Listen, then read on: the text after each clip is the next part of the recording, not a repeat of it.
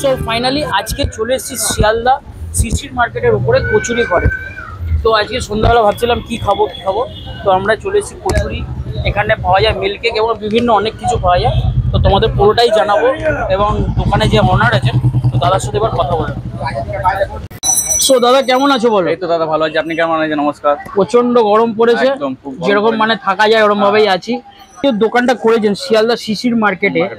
তো কচুরি ঘর নামটা মানে কিরকম ভাবে দিলেন, মানে ইউনিক নাম লাগলো একটু? কচুরি ঘর অ্যাকচুয়ালি আমি অনেক ভাবে নেটে সার্চ করেছিলাম প্রথমে, ঠিক আছে। অনেকজনের বন্ধু বান্ধবের সাজেশন নিয়েছিলাম, সবাই একরকম বলছিল। তবে এক জায়গায় একটা আমি এরকম দেখতে পাই কচুরি ঘরের লোগো, মানে একটা ইন্টারনেটেই। আচ্ছা, সেই সূত্রেই আমি ভাবি সবাই তো অন্য অন্য টাইপের কোনো নাম দেয়, আমি বললাম কচুরি ঘরটা আমি বাংলাকে রিপ্রেজেন্ট করার জন্য এই জন্য আমি দিয়েছি কচুরি ঘর। আমাদের কচুরি ঘরটা এই জন্য দেওয়া।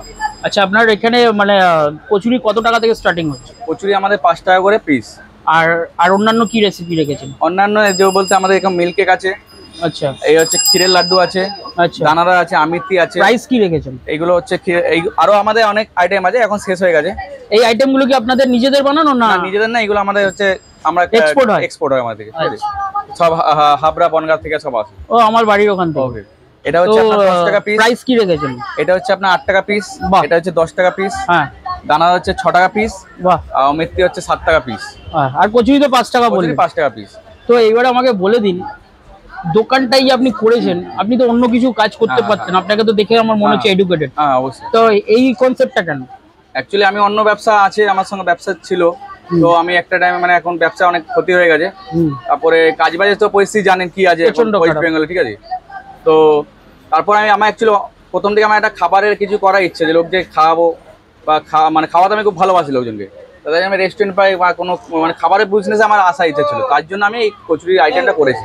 এখন তো সব জায়গায় তো এখন বিরিয়ানি পোলাও বিরিয়ানি পোলাও কমন হয়ে গেছে, কিন্তু আজকে এই জিনিসটা দেখে আমার খুব ভালো লাগে। একদম।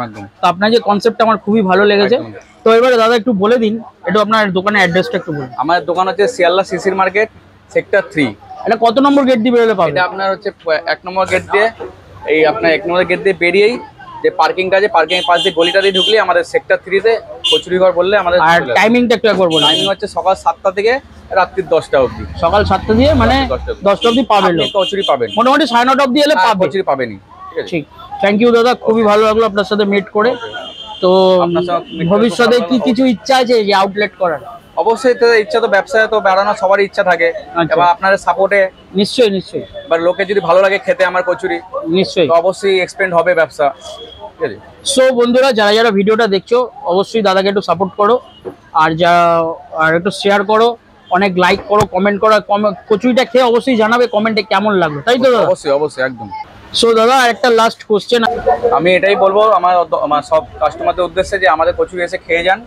আর অবশ্যই ফেসবুকে দামদার ফুডি পেজটাকে লাইক করুন আর ফলো করুন, আর ইউটিউবে দে স্ট্রিট ফুডকে আপনার সাবস্ক্রাইব করুন, এবং আমাদের কাছে এসে তার রিভিউ কমেন্টে দিন। একদম, থ্যাংক ইউ দাদা। একদম, আপনি খুব ভালো থাকবেন।